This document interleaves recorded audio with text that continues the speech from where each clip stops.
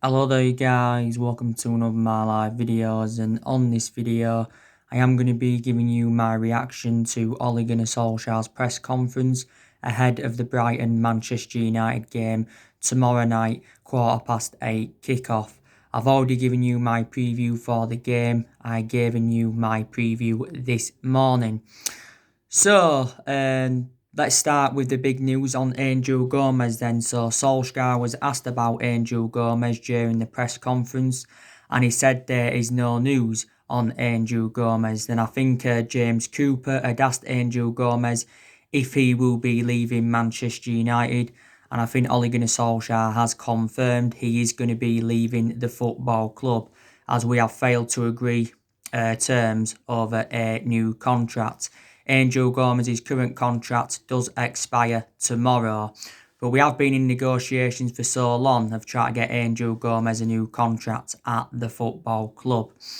Now, Angel Gomes has only made 6 first team appearances this season, and he's only made around 10 in total since he broke into the senior squad back in 2017. Angel Gomes did make his debut in that game against Crystal Palace at the age of 16 years and 263 days old. That's, when he made his debut for the club. But Angel Gomes has been a United player since the age of 6.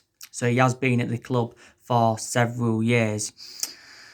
Now, reportedly, Chelsea are the ones that are interested in Angel Gomes. It also mentions that Juventus are interested in him. So, looking very, very likely now that Angel Gomes is going to be leaving the football club. And he is only the age of 19, is Angel Gomes. He actually became the youngest player to represent Man United since Duncan Edwards back in the 1950s. He also became the first player born in the 2000s. To make an appearance in the Premier League. But I think we've had 1 or 2 contract offers turned down from him. I was reading reports regarding Angel Gomes the other week, and it said we'd put a final contract offer in for him, and it said we'd offered around £30,000 a week. On his current deal at the moment, I think he's on like £17,000 a week. So yeah, now I think a decision has been made on his future. Also, during the press conference, Solskjaer did make an admission saying that 7 teams are in the battle for 3rd and 4th, and those 7 teams he mentioned is, of course, us, Chelsea, Leicester, Wolves, Tottenham, Sheffield United, and Arsenal. So he does think, top 4 is, there's still much to play for that top 4 and that. So he believes that there's so many teams still in there. So also Solskjaer had mentioned this during the press conference. Also too, Solskjaer had reacted, to the FA Cup semi-final draw.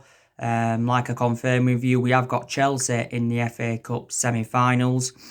And Solskjaer, did say, he's delighted, that we are into the semi-finals of the FA Cup, and he's excited about the prospects of a final. Of course, he said, we have played Chelsea, quite a lot of times throughout the course of this season. Also, too, during the press conference, Solskjaer mentioned Marcus Rashford. Well, he was asked about Marcus Rashford, then he responded to it. Solskjaer did say that Rashford has done really, really well since the resumption of the season. Because obviously, Marcus Rashford was out with a back injury earlier on in the season. Solskjaer did say that Rashford did very, very well when he came on against Norwich. And he also did very, very well in the Sheffield United game. Rashford has actually, created a lot of chances since the season resumed. But I don't think he scored a goal for us in like 7 months. But, Solskjaer is convinced that Marcus Rashford will end that 7-month, goal drought and all of that. But up until this point, Rashford has spent the entirety of his career with Manchester United. He has been a United player since the age of 7, and he has been in our senior squad since 2016 as Marcus Rashford. Also too, Solskjaer had been asked about Luke Shaw, because Luke Shaw has started in every single one of the 14 games we are unbeaten in. And Solskjaer, did say, that there has been an upturn in his form, Luke Shaw's, and, he's obviously, a very, very good player. Don't forget Luke Shaw missed the first part of the season due to injury. Probably we'll start this game against Brighton tomorrow. This has been, Luke Shaw's 6th season at Manchester United. We did pay around £30 million for him from Southampton back in 2014. He will remain our first choice left back at the moment because he is more experienced than Brandon Williams. Solskjaer also, spoken about Brighton in some of the press conference as well. He said Brighton are a very, very good team. Obviously, Solskjaer knows we have lost our last 2 away games at Brighton. Of course, we lost there last year by 3-2. And we also lost there the season before by 1-0. So Solskjaer knows how much of a difficult game this is going to be. So Brighton have got a good home record against us, but we've actually got a good home record against them. I think we've beaten them in the reverse fixture at Old Trafford earlier on in the season by 3-1 and all of that. So these are, some of the stuff that I did mention during the press conference. Also, too, Solskjaer knows the importance of Champions League qualification because, like I said, top 4 is a priority for us because we do want to get qualification for the Champions League because obviously, it will help us have more of a competitive summer transfer market and plus we will generate money. As it stands at the moment, we are sitting 5 points behind Chelsea. Don't forget Ole Gunnar Solskjaer did recently lay out his objectives for the remainder of the season. He still believes, Man United can finish 3rd. Also, too, the FA Cup and the Europa League are 2 priorities for us because that's a chance for us winning 2 trophies under Ole Gunnar Solskjaer. And, if we could win the FA Cup and the Europa League and finish in the top 4, it would be a fantastic achievement for Ole Gunnar Solskjaer and Manchester United. It really, really would. And it would be a memorable first full season for the Norwegian.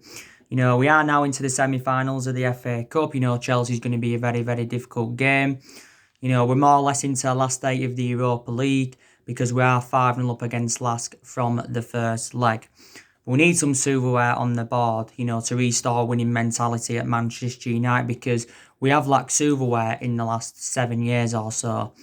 Obviously, we've only won 3 trophies since Fergie left, and that was the FA Cup under Louis van Gaal and the Europa League and the League Cup under Jose Mourinho and all of that.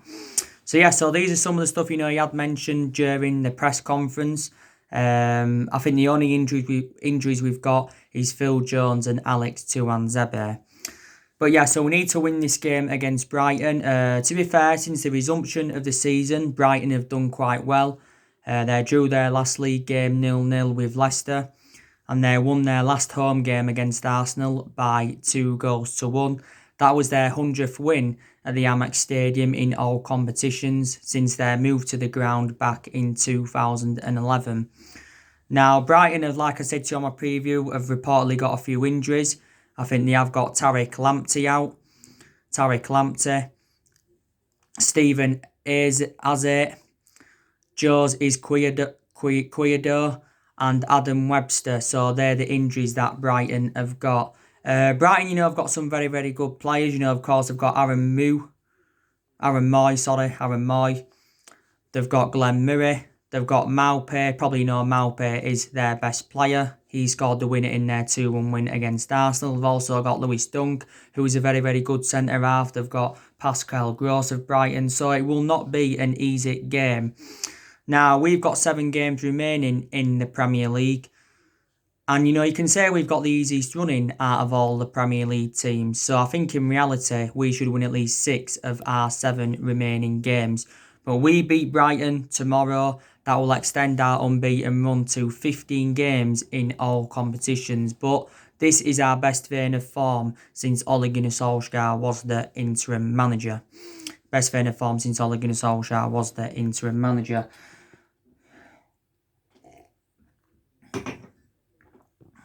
It isn't all of that. Earlier on, I give you my starting 11 prediction, didn't I, for the game. Solskjaer is going to make several changes from the 2-1 win against Norwich in the FA Cup quarter-final.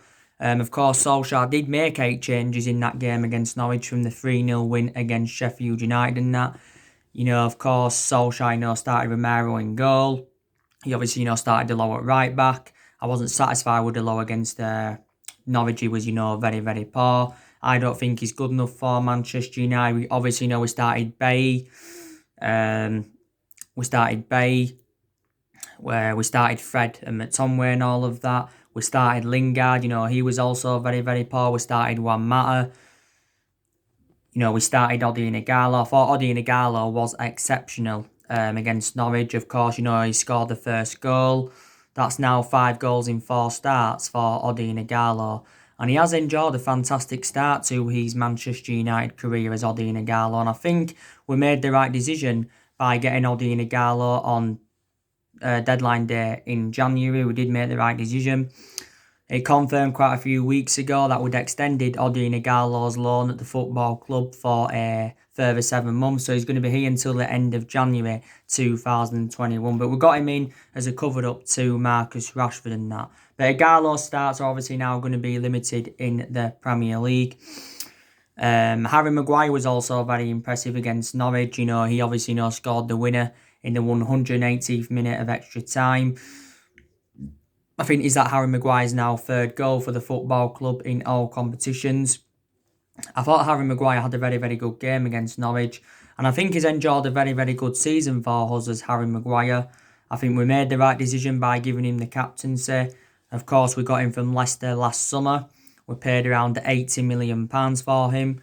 So he's the 2nd most expensive signing at the club behind Pogba. And the most expensive centre-half in the world is Harry Maguire. But yeah, so, my starting 11 prediction already. Of course, David De Gea for this game is going to be back in contention. Obviously, we know that Wan-Bissaka is going to be back in contention at right back because he was dropped against Norwich. We know that probably Lindelof's going to come back in for Eric Bailly. Luke Shaw's, going to definitely, remain at left back, I think, unless he starts Brandon Williams. I think he'll definitely start Pogba in this game against Brighton. I've got to make an admission regarding Paul Pogba. He's done very, very well since the resumption of the season. He made an impact when he came on against Tottenham. He did well against Sheffield United, created the most chances in the game. And that was actually, his first start for the football club in, 10 months. I think we're probably going to start McTominay. McTominay did start against Norwich. I think McTominay, has enjoyed a very, very good season for us. He really, really has. Don't forget, recently we extended McTominay's contract. He signed a 5-year deal at the football club. So that keeps him under contract with us until 2025. Scott McTominay. And he's also an option of a further year. But Solsjaker, did say regarding McTominay, he has been, part of the club for several years. He's been with us since 2012 and he's been in our senior squad since 2017, and since then he has made around 76 appearances in all competitions. Maybe Matic could actually start the game. Matic didn't start against Norwich, but he came on. Didn't really make an impact when he came off the bench against Norwich. But I think overall Matic, has enjoyed a very, very good season for us. A lot of aspects of his game have really, really improved with Nemanja Matic's. Fred, I don't think he was bad against Norwich. Like I said, he showed some good composure. Regained possession well quite a few times, but obviously, he weren't the best player on the pitch. But I think Fred has enjoyed an exceptional season for us. He really, really has. And he has confounded his critics wrong, because Fred did receive a lot of criticism under the Jose Mourinho era, but Fred never really got his opportunities under the Jose Mourinho era, did he? Let's be honest. And I thought he was an exceptional player during his time in Ukraine with Shakhtar Donetsk. Definitely Rashford and Martial will be starting this game tomorrow. Like I said, they didn't start against Norwich. Martial, I think, he's enjoyed an exceptional season for us. He really, really has. This season, Martial has been playing in that number 9 role, which is centrally. And he actually seems very effective in that central position. Martial predominantly, though, plays out wide. I think Martial's got 19 goals in all competitions this season. Don't forget he scored a hat-trick in the Sheffield United game. He became the first player to score a hat-trick for Manchester United since, Robin van Persie back in 2012, or was it 2013? He became and it was actually Martial's first senior hat-trick. This has been Martial's 5th season now at Manchester United. I think definitely one of the best seasons he enjoyed was his debut season under the Louis van Gaal era. We did get Martial as a 19-year-old and he is now 24. Greenwood, he could start this game against Brighton. Didn't start against Norwich but came on. He did start the last league game against Sheffield United, did Greenwood, and I think Solskjaer made the right decision by starting him in that game because I actually prefer Mason Greenwood to Daniel James. Daniel James, of course, didn't play against Norwich.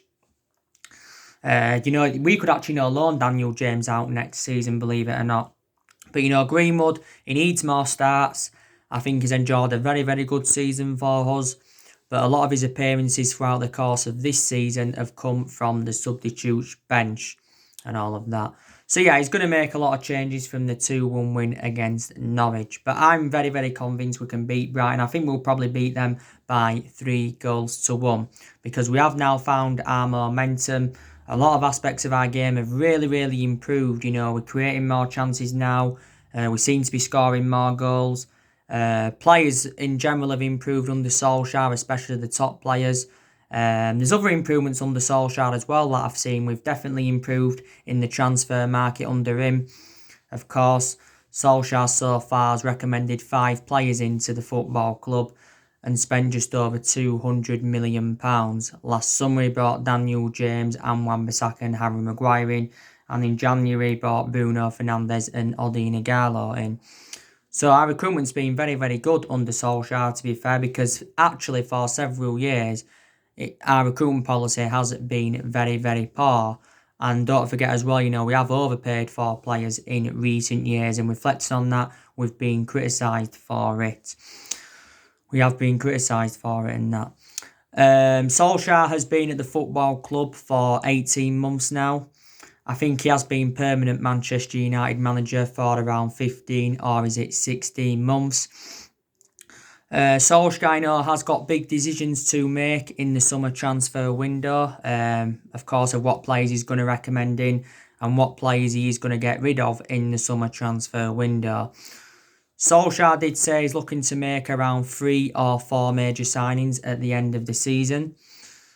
And I think he's looking to get rid of at least 5 players in the summer transfer window. Now, I've got an idea of the players we're going to get rid of in the summer transfer window. Obviously, we're looking to get rid of Phil Jones. We have put a £15 million asking price on Phil Jones.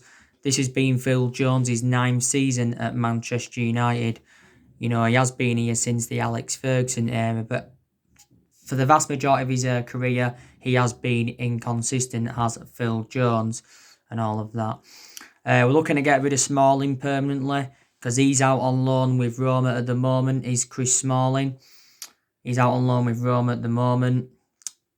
And Smalling, did enjoy 9 years at Manchester United. So he was a long servant for the football club. We're looking to get rid of him permanently. We're also, looking to get rid of Jesse Lingard because, Jesse Lingard is very, very inconsistent and probably is the worst or one of the worst Manchester United players.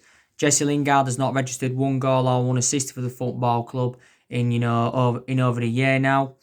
And like I said, reflecting on Jesse Lingard's status at the football club, he should be putting much more better performances out because he has been with us for several years. He did start against Norwich, like I said. Solskjaer had confirmed prior to the game he would have been starting. Lingard's just come back from a short-term illness, apparently. But Solskjaer hasn't really give us an update on, Jesse Lingard's future. He said his future, of course, is on hold. So what Solskjaer is saying is basically Jesse Lingard's got to prove himself if he's to remain at the football club. Lingard has got a year left on his Man United contract, but the club do have an option to extend it for a further year. We'd probably want around £25 to £30 million for Jesse Lingard. I think we're also looking to get rid of Andres Pereira as well. He's another one. We're looking to get rid of Alexis Sanchez on a permanent transfer because Sanchez is out on loan at Inter Milan at the moment. I've just been reading stories on Alexis Sanchez and it does say that Inter Milan have not yet agreed to extend Alexis Sanchez's loan. Don't forget Sanchez's loan spell expires with Inter Milan tomorrow. So we've got to know what's happening with him.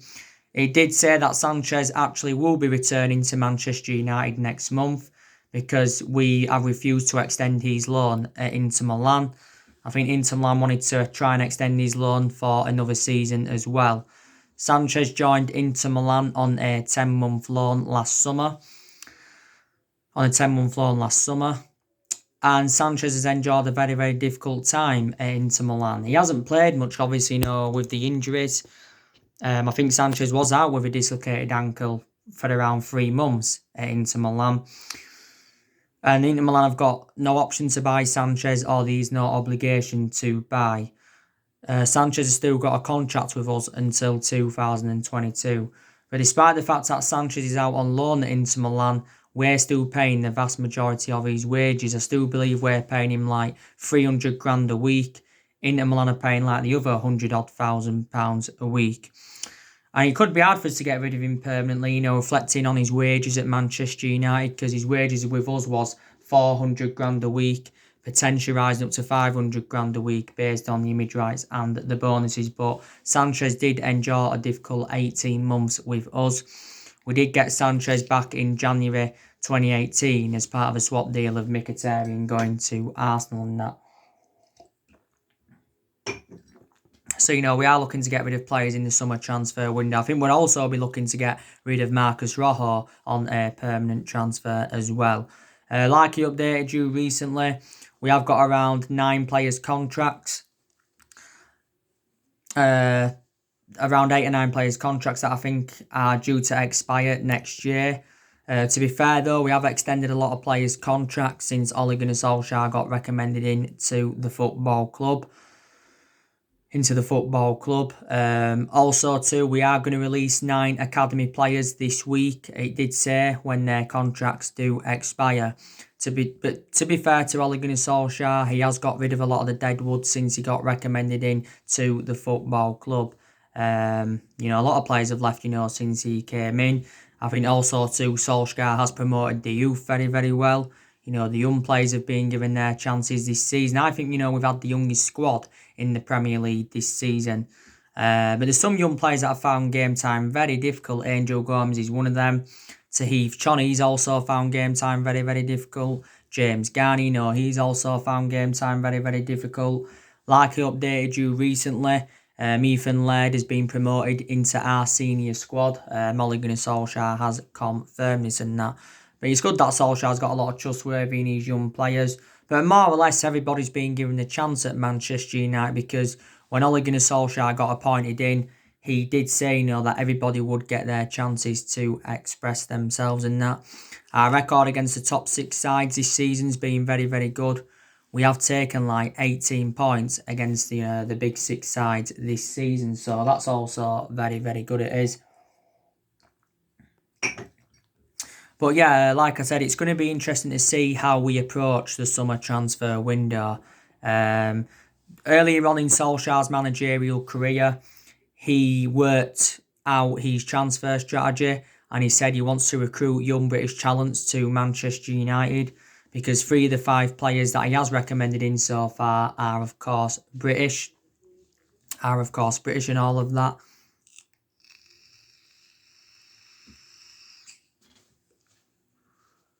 British. And yeah, and there's so many players on our agenda, and Solskjaer's already identified the areas in the squad where he does want to strengthen up.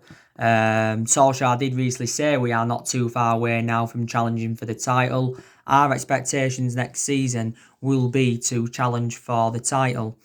It really, really will. And Solskjaer recently made an admission saying that we have got to spend money to compete with the likes of Manchester City and Liverpool and that. I don't think yet our transfer budget has been revealed.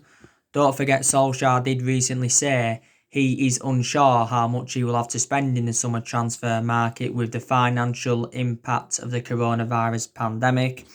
Don't forget, the coronavirus pandemic had cost the club around £28 million. Don't forget, back in May, Ed Woodward had confirmed that our net debt is just over 429 million, because our debt had risen up by almost £130 million. Woodward did say the other month that we will remain competitive in the summer transfer market, but he did say we won't do business as usual in the summer transfer market. So he ruled out big transfers to Manchester United and all of that. But there you go. But the summer transfer window is going to be Ole Gunnar Solskjaer's fourth transfer window as Manchester United manager, and his second summer transfer window because he's already overseen one summer transfer window and all of that. But yeah, definitely Solskjaer will be Manchester United manager next season, even if we weren't to get qualification for the Champions League, because I said Solskjaer does deserve at least another season. He does deserve at least another season, and I think he does deserve at least a couple of more transfer windows, because it is a transition period, and it has been a transition period for a while. It has been a transition period for a while, and I outlined, a few of the reasons why Ole Gunnar Solskjaer didn't get sacked as Manchester United manager, because the signing of Bruno Fernandes definitely saved his job at the club. And I think with the wins against the likes of City and Tottenham earlier on in the season, they also saved his job as well. Because earlier on in the season he was under a lot of pressure, because earlier on in the season we had endured our worst start to a Premier League season for 30 years. But I still don't know if Ole Gunnar Solskjaer has a foreseeable future for Manchester United. Time will tell. Some United fans think he's the foreseeable future, and some Man United fans think, we need a manager in at the top level with a proven pedigree, like a Pep Guardiola or Jurgen Klopp or something like that. But yeah, but maybe Solskjaer, could emulate into the next Jurgen Klopp. You just don't know that, because Jurgen Klopp, didn't settle in straight away at Liverpool. He really, really didn't, and that. But, like I said to you, we haven't dominated English football since the Alex Ferguson era. Like I said, Ferguson endured 26 years at Manchester United, endured 22 years of success out of them 26 years, because Ferguson didn't win out in his first 4 years at Manchester United. He really, really didn't. But he did win a total of 38 major honours, including 13 Premier League titles, Ferguson. But I just don't think anyone at Manchester United will replicate Ferguson's legacy, and no one will last as long as Alex Ferguson did. But I don't think any manager in general will do what, Alex Ferguson did. In the last 7 years, we've been playing catch-up. We've had different managers with different philosophies. Of course, we sacked David Moyes, Louis van Gaal and Jose Mourinho. We've recruited over 30-odd players in since the Alex Ferguson era, and we have spent close to, the £1 billion range on players. So in reality, reflect on the money we spent, we should be, where Liverpool are. We really, really should. But Solskjaer is our fourth permanent manager since the Ferguson era, and, we haven't really got the structure to keep sacking managers and all of that. But, Solskjaer's job is safe for now. Has he got around, has he got under 2 years left now in his current contract? Because when we give Solskjaer the job permanently in March last year, he signed a 3-year contract at Manchester United and all of that. But we have made a lot of mistakes in the last 7 years, and that's one of the main explanations why we've been so inconsistent. There's been obviously cultural problems at the club. There's been obviously a lot of problems with the way the club's being run. So we've been critical of Ed Woodward and the Glazers for that. I think a lot of players we've recruited in the last 7 years haven't been the right calibre players for Manchester United and that. But we are still one of the biggest clubs in the world. We are the most successful team in England. We have won 20 titles, 13 of them Premier Leagues. Liverpool, of course, are now on 19. They're just one behind us. But it is obviously, Liverpool's first Premier League title. Liverpool did end their 30-year drought and all of that. I'm going to be doing another video soon. I'm going to give you an update on some more transfer news. The news regarding Jadon Sancho. The Borussia Dortmund CEO has given us an update on Sancho, and he expects Jadon Sancho to stay at Borussia Dortmund. But he said a move will be discussed if Jadon Sancho does want to leave Borussia Dortmund and that. But he says, no club, he believes no club are willing to meet their valuation for Sancho, because Dortmund have come out and said that they want £100 million for him. I think some reports said they want 110 million. He says we've actually now got to sell around 4 of our players or 5 of our players to fund the move for Jadon Sancho and all of that. So there you go. You know the news on Jack Grealish, give you the news on him yesterday. According to reports, Jack Grealish has purchased a house near our Carrington training base, and he's told his friends about this, so that means Jack Grealish could be closing in on a move to Man United. Aston Villa have said that they do want at least £80 million for Jack Grealish, so they do remain ruthless over their valuation. So you know the news on all of the transfers anyway, you know. So yeah. So anyway guys, that's everything to update you today. Drop your comments, likes below on the channel. If you do, consider subscribe as always, and take care. God bless, and I'll see you all again very, very soon.